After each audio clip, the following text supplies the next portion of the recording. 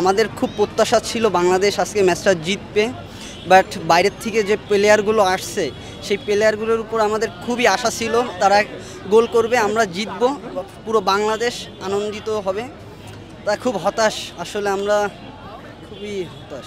ফুটবলটা আগের থেকে অনেক ডেভেলপ করছে, আসলে বাইরের থেকেও আমাদের অনেক প্লেয়ার আসছে যারা আসলে অনেক ভালো খেলছে। সুমিত সোম বলেন, হামজা চৌধুরী, আরও অন্য অন্য অনেক প্লেয়াররা অনেক আজকে ভালো খেলছে। বলবো না বাংলাদেশ খারাপ খেলছে, এরকম বাংলাদেশ খেলবে এটা কখনো কল্পনা করি নাই।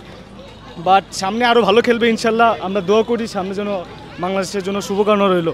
প্রত্যাশা ছিল তো যে বাংলাদেশ ম্যাচ জিতবে, হতাশা লাগতেছে যে হারিয়ে গেছে। এত দূরত্বে প্লেয়াররা আসছিল খেলতে, হামজা চৌধুরী পারলো না, সামনে জিতবে ইনশাল্লাহ। ব্যথা অবশ্যই পাইছি যেহেতু হেরে গেছে, তবে আশা করি সামনের দিন জিতবে।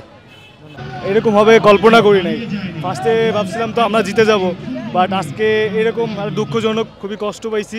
বাট ইনশাল্লাহ সামনে আরও ভালো খেলবে এই প্রত্যাশা রাখি বাংলাদেশের জন্য। For more updates, follow us on Facebook, subscribe our YouTube channel, get the latest update on www.daily-sun.com.